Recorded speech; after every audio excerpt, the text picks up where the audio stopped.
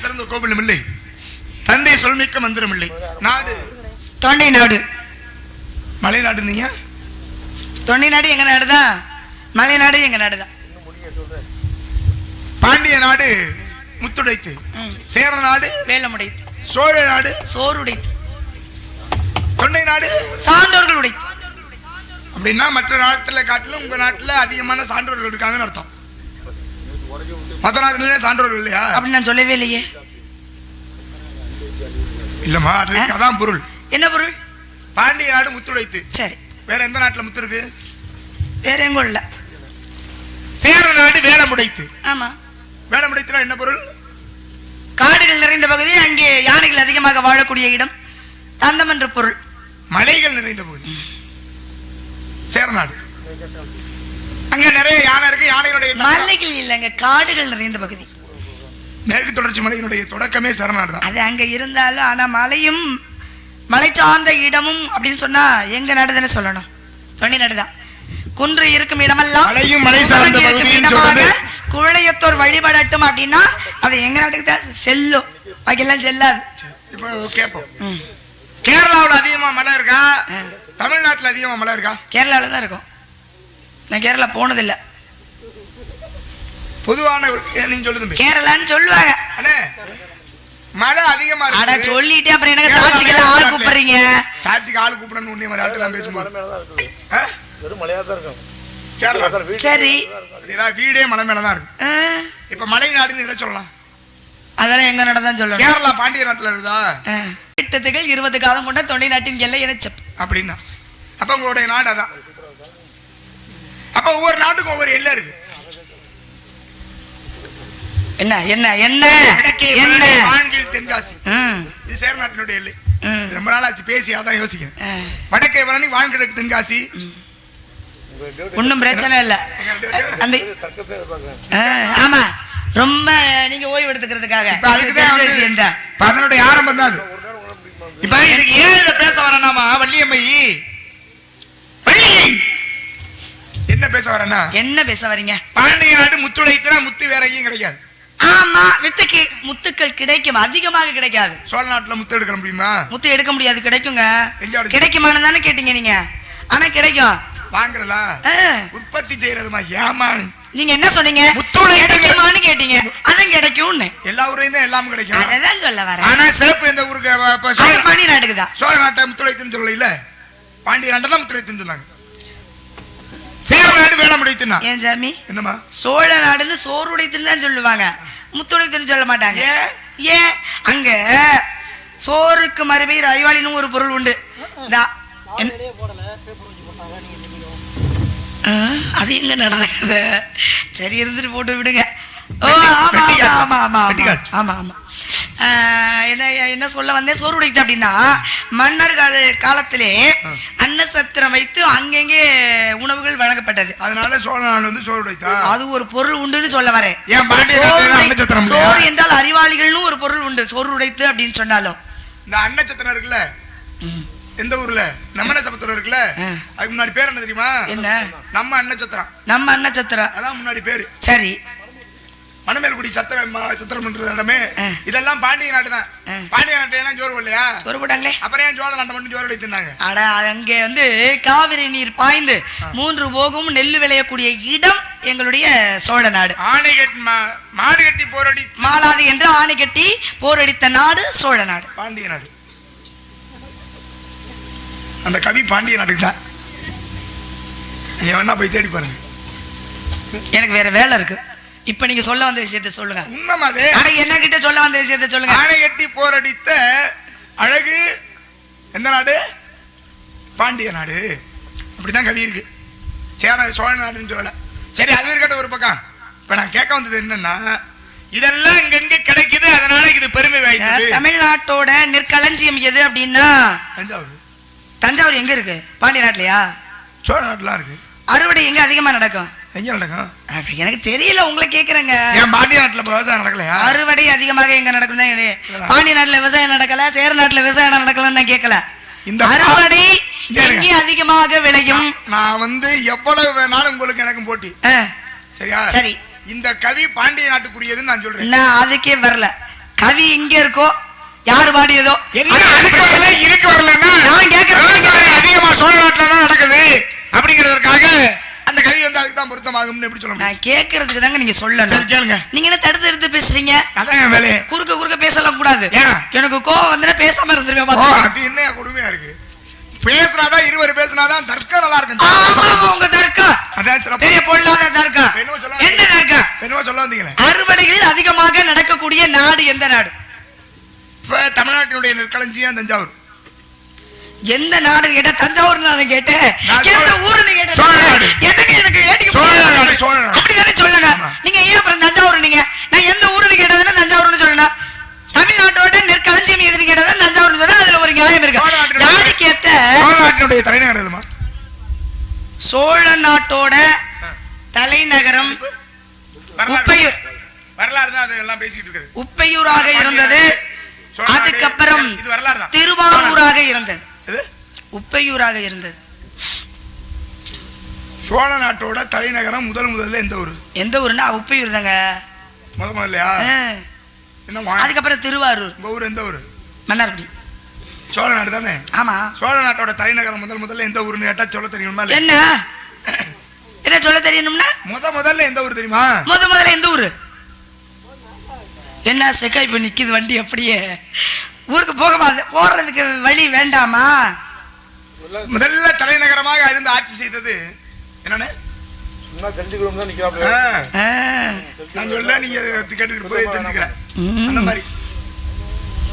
எப்பா நானும் எத்தனையோ பேரை சந்திச்சிருக்கேன்ப்பா. ஆனா ஆனா ஒரு பாட்டு ஒண்ணு வருமே உறையூர். எனக்கு எங்கெங்க தெரியும்? தெரியாதா? வெக்காளி எல்லாம் போய் வணங்குறது தெரியாதா? வெக்காளிக்கு என்ன போனது தெரியுமா? தெரியாதா? உறையூர் கேள்விப்பட்டது உண்டு. தெரிஞ்சுக்கிட்டே இருக்கு. அதுக்கப்புறமா தன்னுடைய தலைநகரத்தை வேற ஒரு ஊருக்கு மாத்தினார் ஒருத்தர். அவர் தான் இன்றைக்கு காலத்தாலும் அழியாத கல்லணையை கட்டி தந்த கரிகால சோழ பெருவழத்தான். சரி, கரிகால சோழன் அவர் தான் மாத்தினார். இங்க எந்த ஊருக்கு? திருவாரூர் இருக்குங்க. கண்ணுதான் உருப்படியா இருக்கு. அதையும் கெடுத்து விட்டீங்கன்னா உங்க மேல கேஸ் போட்டுருவேன் பாத்து. அதுக்கப்புறமா மாத்தினது எந்த ஊரு? புகார் அப்படின்னு பேர் இருக்குல்ல, காவிரி பூம்பட்டினம் அங்க. அதுக்கப்புறம் தான் மறுபடியும் வந்து அடுத்தடுத்த காலங்களில் ஒவ்வொருத்தரும். அதுக்கப்புறம் தஞ்சாவூர். அதுக்கப்புறம் தஞ்சாவூர் தான் கடைசி. அதுக்கப்புறம் இல்லையா இங்கே அது இல்ல பிரச்சனை.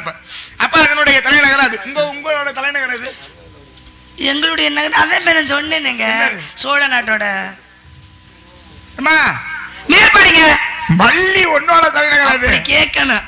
நீங்க எந்த ஊருன்னு கேட்டீங்க, நான் மன்னார்குடின்னு சொன்னேன்னா அதுக்கு ஏன் மோதிக்கிட்டீங்க? மோதிக்கல. அந்த நாட்டுக்கு கதையின் கதாபாத்திரத்தை தாண்டி கொள்றேன். அங்க தாண்டக்கூடாது. அப்புறம் நீங்க இங்க எங்க தாண்டுங்கன்னு நான் எப்படி கண்டேன்? மல்லியோட அப்படி கேளுங்க. மேற்பாடி.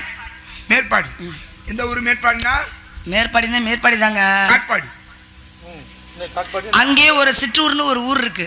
அதுதான் வள்ளி வாழ்ந்த இடமாக கூறப்படுகிறது. ஊருக்கு பேரு என்ன? ஊருக்கு பேரு சிற்றூர் தாங்க. சிற்றூர்னா சரி, சிறுகுடி அப்படின்னு.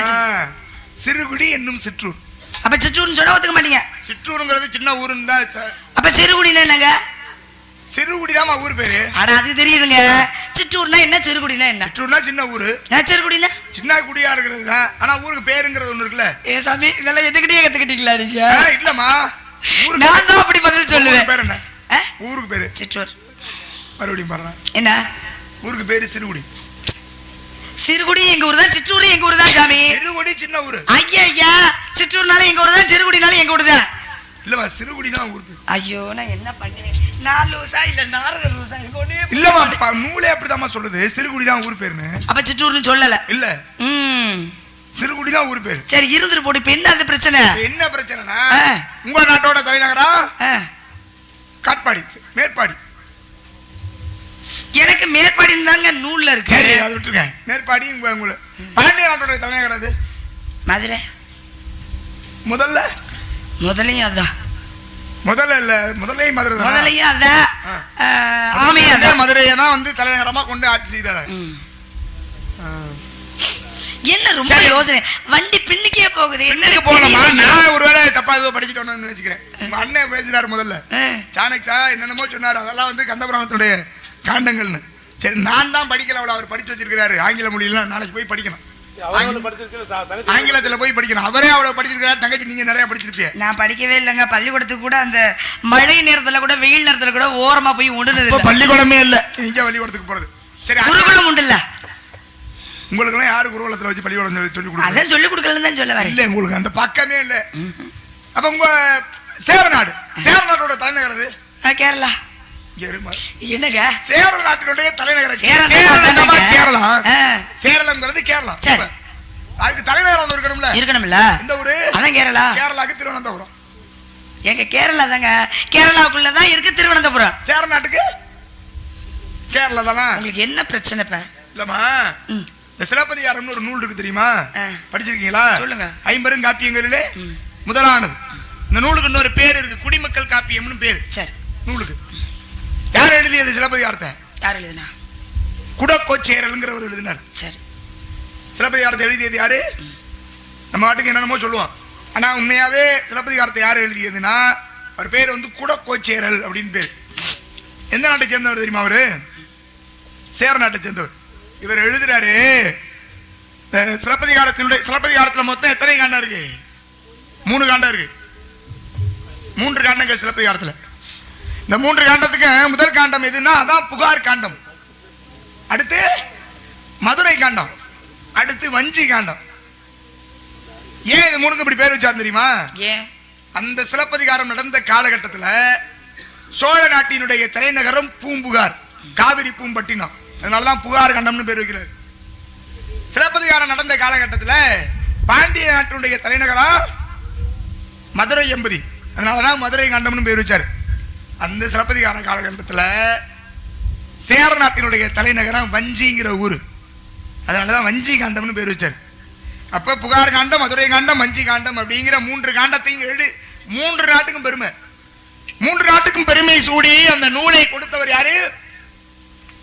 குடக்கோச்சர். சரி, உனக்கு அவர் தான் எழுதினார் இந்த நூலை. தெரியாத உண்மையாவே குடக்கோச்சர்லாம்? சரி ஐயா, நான் உங்கள்கிட்ட பேசுறேன், நீங்க சண்டைக்கு வருவீங்க, விடுங்க, இந்த பிரச்சனை இல்லை. ஒரு நாட்டுக்கு ஒரு பெருமை இருக்கு, ஒரு நாட்டுல சிறப்பு இருக்குன்னா சோழ நாட்டுக்கு சோறுடைத்து, பாண்டிய நாட்டுக்கு முத்துடைத்து, சேர நாட்டுக்கு வேலை உடைத்து அப்படின்னா இதெல்லாம் இந்த நாட்டுல நிறைய இருக்கு. மற்ற நாட்டுல இதெல்லாம் கிடையாது. இருக்கும், எங்க போய் எடுக்கலாம்.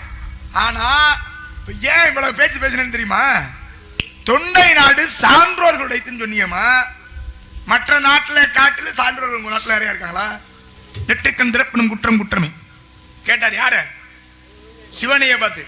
நீ முக்கன் முதல்வனாகவும் ஆக, நீ சிவனா இருந்தான எவனா இருந்தான, நான் கொண்ட தமிழின் மீது, நான் கற்ற கல்வியின் மீது எனக்கு நம்பிக்கை இருக்கு அப்படின்னு சொல்லி சிவனையே எதிர்த்து நின்னார். பாண்டிய நாட்டுக்கு பெருமை இல்லையா? அவர் சான்றோர் இல்லையா? இந்த கல்வி செல்வத்திற்கு அனைத்திற்கும் அதிபதி யாரு தெரியுமாமா? கலைவான். கலைகள் 24 இந்த தெரியுமில்ல உங்களுக்கு? பேசி கேட்டிருக்கேன், அதனால நான் பேச மாட்டேன். அந்த கல்வி செல்வத்திற்குரிய அதிபதி கலைவான். அவளே வந்து கம்பருக்கு 3 முறை காட்சி கொடுத்துருக்காங்க. அப்பனா கம்பர் எவ்வளவு பெரிய ஆளா இருக்க முடியும்? அவர் வந்து எந்த நாட்டுல? சோழ நாட்டுல. அவரை காட்டுல சிறந்தவர் அவங்க நாட்டுல யாரும் மறந்துட்டாங்களா? இல்ல, எனக்கு என்ன சந்தேகம்னா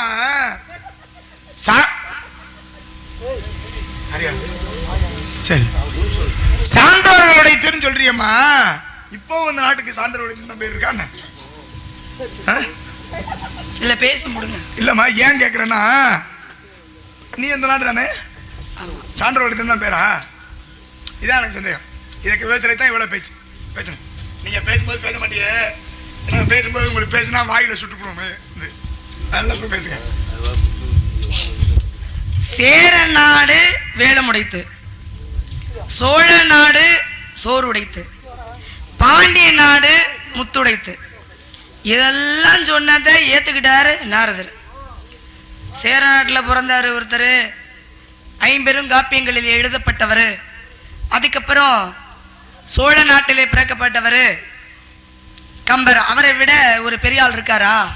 பாண்டிய நாட்டிலே ஒருத்தர் பிறக்கப்பட்டார், அவரை விட பெரிய ஆளு, நக்கீரரை விட ஒரு பெரிய ஆள் இருக்காரா, அதை விட ஒரு பெரிய ஆள் உங்க ஊர்ல யாரு பிறந்தது அப்படின்னு கேக்குறீங்க.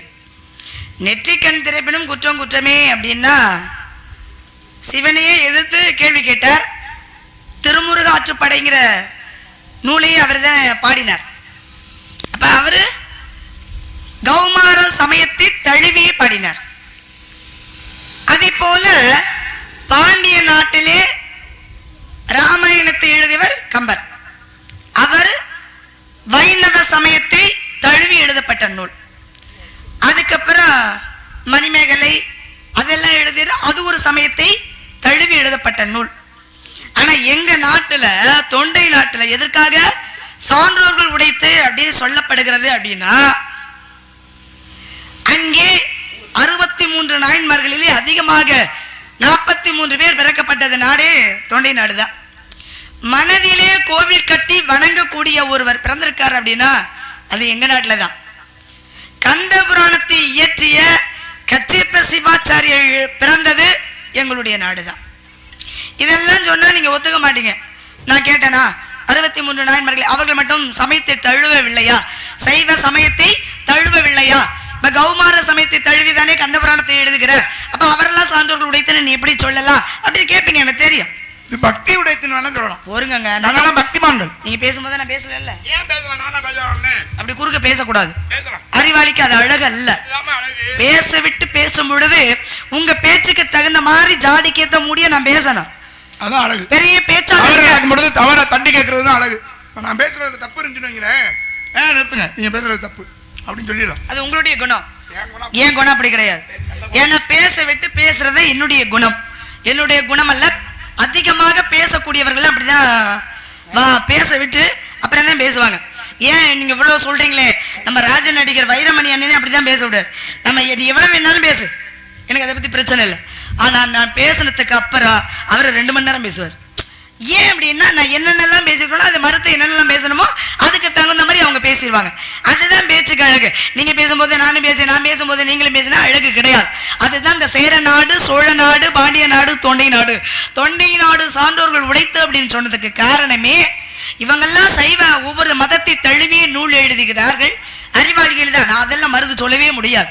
ஆனால் எந்த சமயத்தையும் தழுவி எழுதப்படாத நூல் எது அப்படின்னா திருக்குறள் மட்டும்தான். அது உலக பொதுமறை நூல். அது எழுதிய திருவள்ளுவர் பிறக்கப்பட்ட நாடு எது அப்படின்னா அது தொண்டை நாடுதான். அவ்வை, உப்பை, உருவை, அதியமான், கபிலர், வள்ளி, திருவள்ளுவர் 7 பேர் பிறந்திருக்காங்க. அந்த 7 பேரிலேயே திருவள்ளுவர் பிறந்தது எங்களுடைய நாட்டிலே. திருக்குறள் எழுதியது எங்க நாட்டில தான். இதுக்கு மறுத்து அதனாலதான் சான்றோர்கள் உடைத்து அப்படின்னு சொல்லப்படுகிறது. இன்றும் இருக்கா அப்படின்னா இன்னைக்கு இருக்கு.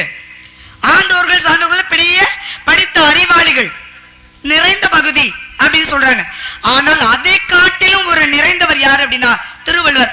இது திருவள்ளுவரை நீங்க ஏத்துக்குவீங்களா மாட்டீங்களா? மறுத்து சொல்றதுன்னா சொல்லுங்க. 7 பேர் பிறந்தாங்க. இப்ப சொன்னீங்கல்ல, இந்த 7 பேர் யாருக்கு பிறந்தாங்க? அகர முதல எழுத்தெல்லாம் ஆதி பகவன் முதற்றே உலகு. ஆதிக்கும் பகவனுக்கு தான். இப்படி பேசினாதான் பேச்சு நல்லா இருக்கும். அப்படிலாம் பேச முடியாது என்னால. ஆனா நான் பேசுவேன். நீங்க சொன்னீங்க, நான் பேசினதுக்கு ஒரு விஷயம் சொல்லிக்கிறேன். ஒருத்தர் பேசுற விதம் அப்பா பேசுறாருன்னா உங்களை பேச விட்டு அதுக்கப்புறம் அதாவது ஒவ்வொருத்தருடைய இயல்பு, அது குணம். ஆனா நீங்க அப்படித்தான் இருக்கணும்னு மத்தவங்களை சொல்லக்கூடாது. அது தவறு. என்னோட என்னன்னா நீங்க பேசுறது தப்பா இருந்துச்சுன்னா அங்கே நிப்பாட்டினேன், பேசுன தவறு அப்படின்னு அதை நிறுத்தி நீங்க சொல்லி முடிச்சதுக்கு அப்புறம் அதுக்கப்புறமா நான் இங்க பாருமா, எதையுமே சுவாரஸ்யமா இருக்கணும்னா என்ன பண்ணணும் தெரியுமா? ஒரு தவறு நடக்கும்பொழுது அதை தட்டி கேட்டணும். தவறு நடக்கிறத பார்த்துவிட்டு அப்புறமா நான் தட்டி கேட்பேங்கிறது அது சரியாக, அது முறையானது இல்லை. தவறுனா அந்த இடத்துல தவறுன்றணும். இன்னும் அது மாதிரிதான் என்னுடைய குணம். இப்ப சொன்னீங்களா ஒரு விஷயம், ஆதிக்கும் பகவானுக்கும் பிறந்தாங்க 7 பிள்ளைங்க. அதுல வள்ளுவர் ஒருத்தர், அவ்வையும் ஒருத்தர், கம்பர் மாமா. கம்பர் நான் சொன்னேனா? இல்ல, ஆமாவா இல்லையா? நான் சொன்னேனான்னு கேட்டேன். ஆமாவா இல்லையா? சொன்னேனா? சொல்லலையா? நான் 7 பேர் சொன்னேன். ஏன் சொல்லல?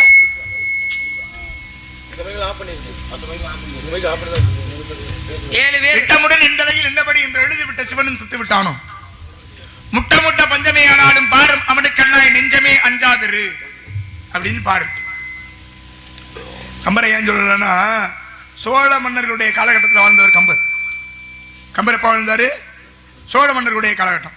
ஆனா 2 பேருக்கு ஒரு எந்த சம்பந்தமும் இல்லை. அவ்வையும் அதே காலகட்டத்தில் வாழ்ந்தாரு. ஏன் வள்ளுவர் மட்டும் அந்த காலகட்டத்தில் வாழல? அவ்வையோடு வாழ்ந்த காலத்துல கம்பர் இருந்திருக்கிறார். 2 பேருக்கும் போட்டி வந்திருக்கு. 2 பேருக்கும் அப்படி வரும் சண்டை. அந்த அம்மா சும்மா பயங்கரமா திட்டுச்சு கம்பரை. 8,4 லட்சமே எமனேரும் பரியே அப்படின்னு, முட்டை மேற்கூற இல்லா வீடே குலராமன் தூதுவனே அப்படின்னு பயங்கரமா பேச்சு கம்பரை. அவர் நாளிலே பந்தலடி அப்படின்னு. கம்பர்னு சரியான சான்று இல்லையா இப்ப வரையும். ஆனா இது ஒரு கதையா தான் நம்ம படிக்கிறோம். அப்ப இப்படி 2 பேருக்கு எப்ப பார்த்தாலும் ஒரு மோதல் இருந்துகிட்டே இருக்கும். சமகாலத்து புலவர்கள் 2 பேரும். சரி, இந்த காலகட்டத்தில் திருவள்ளுவர் மட்டும் ஏன் இல்லை? முதல்ல பிறந்தவா அவ்வை. ஆதி பகவனுக்கு முதல் பிள்ளையா அவ்வைனா. அப்புறம் இங்க கடைசியா பிறந்தவர் வள்ளுவர். முதல் பிள்ளை இருக்கும்போது இப்ப கடைசி பிள்ளை இருந்திருக்கணும்ல அந்த காலகட்டத்தில். வள்ளுவர் வாழ்ந்தாரு, இந்த இடத்துல இப்படியாக வாழ்ந்தாரு, இந்த இவரோடு சண்டை ஓட்டாருங்கிற மாதிரியான கதையே இல்லையே. பேசவா பேசவா வாய வச்சு குடிச்சுமா இருக்க மாட்டேன். கருங்காலி கட்டைக்கு வாய்நானா கோடாலி இரு கதலி தண்டுக்கு நானும் பெருங்கானில் காரெருமை மேய்க்கின்ற காலையர்க்கு நான் தோற்றது ஈரிரவு துஞ்சாது என் கண்ணு. கவி பாடினாங்க. யாருக்கிட்ட? முருகப்பெருமான்ட்ட பாடினதான் கதை இருக்கு. கதை இருக்கா இல்லையாங்கிறது நமக்கு தெரியாது. அது உண்மைதானே. முருகனே சிறுவனாக வந்து நாவல் பழ மரத்திலே அமர்ந்திருந்ததாக. கந்த புராணத்துல அப்படி ஒரு கதையே இல்லை. கந்த புராணத்துல கதை இல்ல. ஆனா பழமுதிர் சோலை எங்க இருக்கு? தல வரலாறுல இருக்கு. பழமுதிர் சோலை எங்க இருக்குன்னு தெரியாது உனக்கு? உனக்கு தெரியாது, எனக்கு தெரியும், நான் சொல்றேன். போருங்க. இந்த திருமாலிருஞ்சோலை இருக்கு. அங்கதான் இந்த நிகழ்வு நடந்ததாக இருக்கிறது. அப்ப பழமுதிர் சோலையில இந்த நிகழ்வு நடக்கும் பொழுது முருகன் இருந்தாரா இல்லையா? இருந்தாரு. அப்ப 6 படை வீடு இருக்கும் பொழுது முருகன் அதுல வந்து படை வீடா சொல்லப்படுகிறதா இல்லையா? சொல்லப்படுது. அப்போ அங்க ஒரு அவை இருந்தாங்க இல்லையா, இந்த கவி பாடினாங்களே, அந்த அவை தான். அந்த அவை ஒருங்க. ஏங்க நீங்க கேட்டீங்கல்ல என்ன கேள்வி, நான் கேட்கிறேன்ல. அவர் அந்த காலத்துல வாழ்ந்த முருகனோடு இணைந்து விநாயகப் பெருமான் வந்து அவையை அழைத்து சென்றதாக என்னை பற்றி கவி பாடு, அதுக்கப்புறம் நான் அழைச்சிட்டு போறேன்னு சொன்னார் இல்லையா, அந்த கவி யாரு? அந்த அவை யாரு? திருவள்ளுவர் கூட இருந்தப்ப அந்த அவை யாரு? நான் கேள்வி நான் கேட்டேன். என்னங்க நானும் கேட்டேன்லங்க. ஏன்னா நீங்க தான் கேட்கணும், நான் மட்டும் கேட்க கூடாதா? என்னங்க நான் கேட்ட கேள்வியை திருப்பி என்கிட்ட கேட்க கூடாது. நான் கேட்டல அவை கம்பருக்கு அவைக்கு அடிக்கடி சண்டை வந்துருன்னு கவி பாடினீங்க. அந்த அவை யாருமா? திருவள்ளுவர் யாருன்னு சொல்லுங்க. நீங்க ஒருங்க நீங்க சொல்லுங்களேன் பாப்பா. நான் தானமா கேட்டேன். நீங்க கேட்டீங்க, நான் கேட்டீங்க. நான் கேட்டதுக்கு நீங்க சொல்லணும்ல. வாதி பிரதிவாதி. நீங்க கேள்வி கேட்டா நான் சொல்லணும், நான் கேள்வி கேட்டா நீங்க சொல்லக்கூடாது. அப்படிலாம் ஒண்ணும் சண்டை கிடையாது. ஆனால் எம்பெருமான் முருகப்பெருமானு கூட 2 பேரும் பாடுறாங்க கவி. இந்த பையன் வந்து என்னைய வந்து சுட்டப்பழம் வேணுமா சுடாத பழம் வேணுமா கேட்டானே அப்படின்னு அந்த மாதிரி ஈரிரவு துஞ்சாது என்க 2 நாள் தூங்கலையா. அப்ப அங்க முருகனோட பேசிய அந்தாவே யாரு? ஈரிரவு இனிமேல் தூங்க மாட்டேன்னா அப்படி அசிங்கப்பட்டு தூங்கலையா, தூக்கம் வரலையா அந்த அம்மாவுக்கு? 2 ஒண்ணுதாங்க. ஈரிரவு துஞ்சாது என் கண், எனக்கு தூக்கம் வராது அப்படி சொல்லுங்க. தூங்கலையான்னு சொன்னா அப்ப எனக்கு எப்படி தூக்கம் வர? முடிஞ்சது அர்த்தமா? ஐயோ ஐயோடா பகவானே. அப்பன்னா என்ன சொல்ல வந்தனே தெரியலையே. அங்க இருந்து அவ யாரு? நீங்க குறுக்க என்னை குழப்பி விட்டுறீங்களா? நான் சரியா தான் பேசுறேன். பேச விடாம தடுக்கணுங்கிற ஒரு எண்ணம் இருக்கு பாத்தீங்களா? அதுதான் என்ன தடுத்தேன். அந்த அவை யாரு? முருகன் கூட பேசிய அந்த யாரு? திருவள்ளுவர் கூட அவ்வை உப்பை உருவை அதியமான் கபிலர் வள்ளி திருவள்ளுவர் 7 பேர். கபிலர் அந்த வள்ளி இல்ல, இந்த வள்ளி அல்ல, அந்த வள்ளி. சரி சரி. ஆதிக்கும் பகவனுக்கும் பிறந்த வள்ளி வேறு. இந்த வள்ளி நம்பிக்கும் நங்கை மோகனுக்கு வளர்க்கப்பட்ட வள்ளி வேறு. யாருக்கு பிறந்தீங்க நீங்க? சரி, அது வேணாம், அது பிரச்சனை இல்ல. தெரியாம கூட இருக்கலாம். நான் எப்பொழுதுமே பேச விட்டு பேசுறது இதுதான் காரணம். நீங்க சின்ன பிள்ளை. ஏன் தெரியும்? நான் சின்ன பிள்ளை தான். சின்ன பிள்ளை நான் தான். நீங்க பேசுனீங்க முதல்ல 7 பேர்ல கம்பருக்கு அவ்வைக்கு அடிக்கடி பிரச்சனை வருது. அது யாருமா? அந்த நடுவிலே ஒரு காலடி. மறுபடியும் திருப்பிக்கிட்டு இந்த அம்மா என்கிட்ட கேக்குது, அவ்வை வந்து அங்கே முருகன்ட்ட பாண்டுச்சே, அது யாரு? கேள்வி ஒண்ணுதான், கேள்வி ஒண்ணுதான். வேற வேற அவ்வை தான் இருப்பாங்களோ? அப்ப இதெல்லாம் நான் தான் பண்ணுவேன் இந்த சேட்டையெல்லாம். நீங்க இப்ப பண்றீங்களே எப்படி சட்டமா? நான் இப்படிதான் என்னோட பேச்சு இயல்பே இப்படிதான். ஏன் பேச்சே அப்படித்தான் இப்படிதான் இருக்குமா? அப்படிதான் இருக்கும். தெரியாது, நான் சொல்றேன் தெரியாதுன்றேன். 3 பேர் அப்படி நானே பதில் சொல்றேன். வேற என்ன பண்றது? உங்களுக்கு தெரியலங்கும் போது நான் தானே சொல்லணும். அதனால என்ன இருக்கு, எல்லாம் தெரியும்னு சொல்ல முடியாதுல்ல மண்டகனமா. ஏன்னா மண்டகனமா சொல்லுங்க. 64 கலைகளுக்கும் அதிபதியானவள் அன்னை கலைவாணி அவர்களே.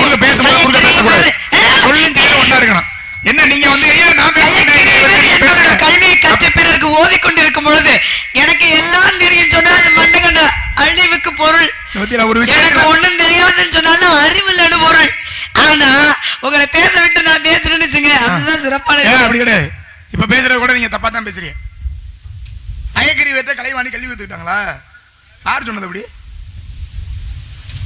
குருநாதராக கலைவாணி அயக்கிரிவரை ஏற்றுக்கொண்டார்களே தவிர ஒரு இடத்துல கூட அவருக்கு இவர் சொல்லிக் கொடுத்தது கிடையாது. தன்னுடைய மனதால குருநாதராக ஏற்றுக்கொண்டார் அயக்கிரிவரை. எங்க எந்த ஏதாவது ஒரு இடத்துல கலைவாணிக்கு அயக்கிரிவர் சொல்லிக் கொடுத்திருக்காருன்னு சொல்ல முடியுமா? வேதங்கள் எல்லாம் என்ன பண்ணா திருடி கொண்டே கடலுக்குள்ள கொண்டே வச்சுட்டான் ஒருத்தன், ஒரு அசுரப்பையன். அந்த வேதங்களை எல்லாம் தன்னுடைய கணவருக்காக மீட்டு கொண்டு வந்து கொடுக்கிறாரு அயக்கிரிவர். யாருக்காக? பிரம்மனுக்காக. கணவருக்காகவா? கலைவாணியோட புருஷன் யாரு? இல்ல கணவர்னா யாருக்கு? யாரு கணவர்? கலைவாணிக்கு யாரு புருஷன்? அதெல்லாம் இருக்கட்டுங்க, அதத்தான் சொல்றேன். சரிங்க. தன்னுடைய கணவருக்காக மீட்டு கொண்டு வந்து கொடுத்த அயக்கிரிவரை குருநாதராக ஏற்றுக்கொண்டார். நீங்க கவனிக்காம இருந்துட்டு என்ன ஒரு மாதிரி பார்க்காதீங்க. நான் கவனிச்சுக்கிட்டே இருக்கேன். எனக்கு வேலை என்ன தெரியும்? கலைவாணியுடைய கணவன் பிரம்மனுக்காக வேதங்களை மீட்டு கொண்டு வந்து கொடுக்கிறாரு அயக்கிரிவர். அந்த அயக்கிரிவரை குருநாதராக ஏற்றுக்கொண்டார்கள் கலைவாணி. அவ்வளவுதான். கலைவாணிக்கு போய் குருநாதரா உட்கார வச்சு நீ உட்காந்து எனக்கு சொல்லிக் கொடு அப்படின்னு உட்காந்து பரிந்து சொல்லி கொடுக்கல. உண்மை, அது சத்தியமா. யாரெல்லாம் பிள்ளையார் சொல்லி போடுறாங்களோ அவங்க தான் குருநாதர். தெரியுங்களா? என்ன பிள்ளையார் சொல்லி போட்டாங்க சொல்லுங்க. ஒருத்தர்ல தெரியுமான்னு கேக்குறேன். தெரியும். இப்ப இவங்க ஒரு பெரிய சிறந்த ஒரு பெட்டிக்காரவங்க, புதுக்கோட்டையிலேயே ஒரு பெரிய சிறந்த பெட்டிக்காரவங்க, ராகங்கள் அதிகமா பாடக்கூடியவர்கள். யாரெல்லாம் எந்தெந்த இடத்துல என்னென்ன பிழை செய்கிறார்களோ அதெல்லாம் கண்டுபிடிக்கக்கூடிய ஒரு பெரிய பேட்டிக்காரவங்க. இவங்களுக்கு குருநாதர் யாருன்னு சொன்னா யாருங்க சொல்லுவீங்க நீங்க? அவருக்கு ஒரே குருநாதர் தான். அது ஏகலைவன் போல. அதாவது குருநாதர் நீ பெட்டி வாசிப்ப போ அப்படின்னு சொன்ன உடனே அதுவே ஒரு பெரிய ஆசீர்வாதம். குருவநாதர் எல்லாரும் சொல்ல மாட்டாங்க. ஆனாலும் அந்த முதல் பிள்ளையார் சொல்லி போட்டு கொடுத்தது யாரு? அவர்தான் குருநாதர். ஆனா எல்லாம் சொல்லி கொடுத்தாரா? நாடகத்துக்கு சொல்லலைங்க. நான் இப்ப நாடகம் நடிப்பீங்க நான் சொன்னேன், நாடகம் நடிக்கணும்னு சொல்லல. ஆனா ஹார்மோனியம் நல்லா வாசிப்பீங்க, நல்ல ராகங்கள், என்ன ராகம் வேணாலும் பண்ணாலும் கண்டுபிடி, அதை தான் நாங்க சொன்னேன். அதுக்கு யார் குருநாதர் கேட்டா யாரை சொல்லுவீங்க? அதுதான் நான் சொல்ல வரேன், அதான் சொல்றேன். அப்ப ஆசிரியர் யாருன்னு கேட்டா யாரை சொல்லுவீங்க? அதை போல இதுக்கு என்ன இருக்கு? இவங்க கத்தே கொடுக்கல, கற்று கொடுக்கவில்லை. ஹார்மோனியம் இப்படிதான் வைக்கணும், இப்படிதான் சுத்தி பிடிக்கணும், இந்த சாரி அப்படின்னு சொல்லி கொடுக்கல. ஆனால் அவர்தான் ஆசிரியர். அப்படி இல்ல, வாத்தியார் வாசிக்கும் போது பக்கத்துல உட்கார்ந்து பார்த்துட்டு இருந்திருக்கீங்கல்ல, அது பார்த்தாங்கல்ல. அதே போலதான் வாத்தியார் வாசிக்கும் போது பக்கத்துல உட்கார்ந்து பாத்தீங்களா? சொல்லி கொடுக்கும் பொழுது இதாண்டா ராகம் அப்படின்னு பாடல் நாடகம் படிக்கும் போது இது இந்த ராகம் அப்படின்னு சொல்லி கொடுத்துருக்காருல்ல. அப்ப அவர்கிட்ட இருந்து அவர் வாசிக்கும் போது பார்த்தோம். ஏன்னா துரோணாச்சாரியார் ஏகலைவனுக்கு குருநாதரா இருந்தார், நேரடியா சொல்லி கொடுக்கல. அவருக்கு இருங்க நேரடியா சொல்லி கொடுக்கல. ஆனா என்னன்னா அவர் வாசிக்கும் போது கத்துக்கிட்டார். வாசிக்கும் அவரு தன்னுடைய மற்றவர்களுக்கு அதை சொல்லிக் கொடுக்கும் போது இவர் உட்கார்ந்து பார்த்தார். புரியுதா? அதுதான் இங்க, அதான் இங்க இருக்குது. இங்க நடந்த விஷயம் அடுத்தவர் சொல்லி கொடுத்த. அப்ப துரோணர் எப்படி ஏகலைவனுக்கு குருநாதரோ அதான் நடந்தது. அதே மாதிரிதான் இங்க பிறருக்கு சொல்லிக் கொடுக்கும் பொழுது அதை கவனிச்சதுதான் இங்க. அதுதான் ஒரு ஞானம்ங்கிறது. அந்த ஞானத்தை யாருக்கும் சொல்லிக் கொடுக்கல. குருநாதர் சொல்லிக் கொடுக்கிறார்ல, யாருக்கோ ஒருத்தர் சொல்லிக் கொடுக்கிறார். உங்களால கத்துக்க முடியுமா? என்னால கத்துக்க முடியுமா? நான் கத்துக்கிட்டேன் குருநாதர் கிட்ட தான். நமக்கெல்லாம் குரு இல்லா வித்தை குருட்ட வித்தைன்னு ஒரு சில விஷயங்கள் உண்டு. ஆனா எல்லாத்துக்கும் பொருந்தாது. குருவி மிஞ்சிய சிசி பிள்ளையும் உண்டு. அந்த இடத்துக்கு நான் வரல. ஆனா குருநாதருக்கு இல்ல அப்படின்னு சொல்ல முடியுமா அப்படின்னு சொன்னா எப்படி? அப்புறம் 4 வேதத்தை கொண்டு வந்து கொடுத்தவர் அந்த ஐயா மட்டும் 64 கலைகளுக்கு அதிபதியானவர், அவரை சொல்ல வேண்டியதானே? ஏத்துக்கிட்டாங்க மனசியமா. ஆனா சொல்லியே கொடுக்கல இதுவரை. குருநாதர் யாரு? யாருக்கு? கலைவாணிக்கு. என்னங்க தெரியல. மானசீக குருநாதர். எனக்கு அதல்ல. மானசீக கல்யாணம் அடிக்க குரு யாரு? அதுதான் எனக்கு பிரச்சனை. மானசீக அவர் உட்கார வச்சு ஆனா ஊனா ஏனா எல்லாம் சொல்லி கொடுக்கிறாரு, இல்ல சொல்லி கொடுக்காம போறாரு. அது வந்து பிரச்சனையே எனக்கு இல்ல. ஆனா குருநாதர் யாரு? அர்ஜுனனுக்கு குருநாதர் யாருமா? ஐயா நீங்க ஒண்ணு சொல்லக்கூடாது. இது ஒரு விஷயத்துக்காக கேக்குறேன். அர்ஜுனனுக்கு யாரு குருநாதர்? யாரு? அர்ஜுனனுக்கு பாண்டவர்களுக்கும் பாண்டவர்களுக்கெல்லாம் குருநாதர் யாரு? யாரு சொல்லுங்க, நீங்க தான் சொல்லணும். சொல்லுங்க, நான் தான் சொல்லணுமா? பாண்டவர் எல்லாத்துக்கும் குருநாதர், கௌரவர்களுக்கு யாருமா குருநாதர்? அதான் கேக்குறேன். யாரு? ஏன் வாய் உங்களுக்கு என்ன புண்ணா? இல்ல வாய் வரைக்கும் வந்துருச்சுல்ல, அப்ப சொல்லுங்க யாரு? யாரு பெருசா வருது சொல்லுங்க. அவர்தான் துரோணாச்சாரியார். துரோணர் தானே குருநாதர். தூரம் அப்படி வந்துருச்சு, அப்புறம் முழுங்கிக்கிறீங்க. சொல்ல வந்தேன். அப்படி எல்லாம் சொல்ல மாட்டீங்க, எனக்கு தெரியும். துரோணாச்சாரியார். துரோணாச்சாரியார் மட்டும் தான் குருநாதரா? இல்ல பல பேரா இருந்தாலும், ஆனா துரோணாச்சாரி தான் குரு. முதல்ல யார் குரு? யாருக்கு? பாண்டவர்களுக்கும் கௌரவர்களுக்கும் முதல்ல யார் குரு?